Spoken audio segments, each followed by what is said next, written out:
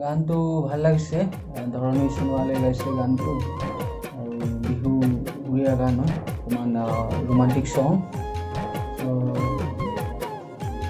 গানটো চবেই শুনি দিব আশা ৰাখিছোঁ।